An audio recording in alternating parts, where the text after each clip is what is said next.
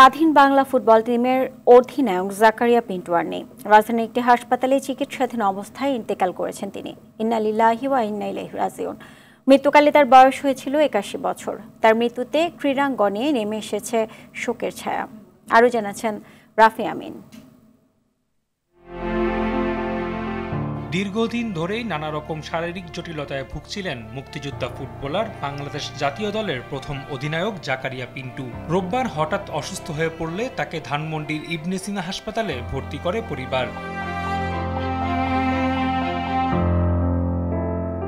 সেখানেই আজ দুপুর ১২টার কিছুক্ষণ আগে শেষ নিঃশ্বাস ত্যাগ করেন মুক্তিযুদ্ধে অর্থ সংগ্রহের জন্য প্রদর্শনী ম্যাচে নেতৃত্ব দেওয়া এই মুক্তিযোদ্ধা। তার মৃত্যুতে শোকস্তব্ধ ক্রীড়াঙ্গন। শোক প্রকাশ করেছেন প্রধান উপদেষ্টা ডক্টর ইউনূসও।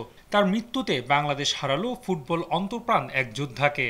এত ইম্পর্টেন্ট প্লেয়ার ছিল মর্সেন ক্লাবে যে তাকে বিট করে গোল হয়েছে এইরকম আমি দেখি নাই।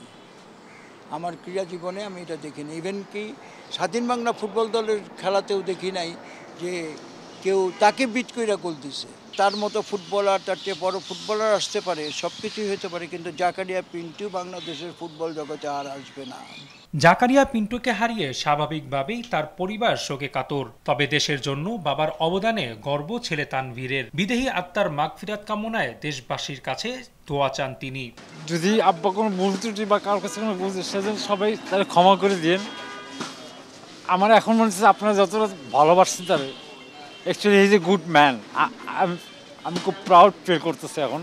বিকেলে ধানমন্ডির তাকওয়া মসজিদে মরহুমের প্রথম জানাজা নামাজ অনুষ্ঠিত হয়। মঙ্গলবার মতিঝিলে জানাজা শেষে মিরপুর বুদ্ধিজীবী কবরস্থানে তাকে দাফন করা হবে। রাফি আমিন, RTV।